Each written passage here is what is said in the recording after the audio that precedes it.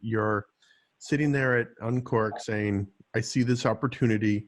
Talk about putting together that first fund. How did you actually raise the money for that? It took almost 2 years, and it was really hard. And I think if I were to zoom out and say, well, what did I not know at the time? I thought, hey, I've got this great insight. Seed funds are getting so large that they don't really do the work they used to do.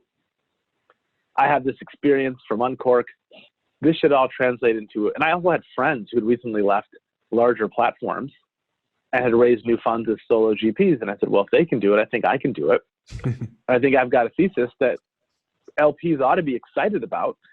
And I went out and raised, and I did not realize how radical at the time what I was proposing was in 2015, which was I was going to run a solo GP firm that was going to do 75 companies per fund with a generalist bent all across the country. Mm-hmm. And I had a number of LPs tell me, this is completely at odds with what we think works right now. First of all, we're totally concerned that this pre-seed thing of which you speak is really just going to be adverse selection. All you're really going to get are the companies that are not good enough to raise from the very best seed funds. And so the opportunity you see doesn't exist. And to the extent it exists, it's not attractive.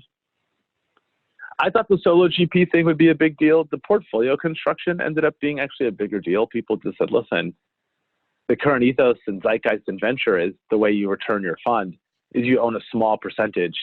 You own a large percentage of a small number of companies. Mm-hmm. It's not owning a small percentage of a large number of companies. We think the only way this is going to work is if you really concentrate your dollars into your best companies. And I said, well, that's hard to do at the pre-seed stage because the check sizes are small, the round sizes are small, and you don't really know anything about the companies de novo. And there was a very strong ethos around concentrated portfolios. And a lot of people said, are there really good companies that you'll find not in the Valley? Like, why not just do San Francisco? Maybe you can do New York and I guess LA, but why would you get on planes to go other places? Yeah. And so there was a lot of resistance to the model, and far more than I had anticipated. I thought everything we were saying was obvious. And the LP feedback I got was, this is neither obvious nor obviously a good idea. And so it took me much longer than I thought to raise the fund. And ultimately what I realized is we just found a pocket of limited partners who really, I think, thought that they wanted to take a bet on us. And I'm just really grateful that there were people out there who were willing to think open-mindedly about whether a model like this could work.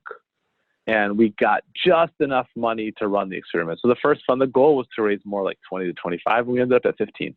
Mm-hmm. Interesting. And was the two questions. One, when you're getting that resistance to your pitch, did you tweak it or soften it, or did you kind of stay firm to your ground? And then who did you ultimately end up raising from? Was it all high net worth individuals, or did you have some LPs in there or proper LPs or what? Yeah, so we ended up with one institutional LP, a handful of family offices, and actually a lot of other general partners at other funds. I mean, I think a lot more has been written about how much investing in other funds some of these big funds do.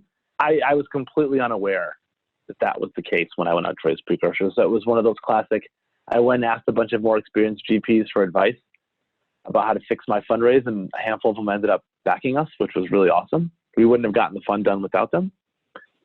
I think the most important thing I realized is a few of my friends who I was asking for help basically pulled me aside and said, hey, you have some very wishy-washy elements of your pitch, this whole solo GP. Are you going to bring in another partner? Like, your answer on that is not crisp, but it's not good.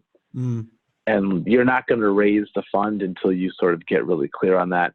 And same thing on this adverse selection. Like, if you think you're going to get good companies, don't apologize for that. And I think venture fund fundraising is a lot like portfolio company fundraising. Mm-hmm. There are some things I think you can tweak and massage about your story to make it easier for people to understand, but don't lose the thread. Like, don't change it so much to please the audience that you lose what you were doing. And I think one of the most helpful pieces of feedback I got was from a really experienced seed manager. And he said, listen, your deck is backwards.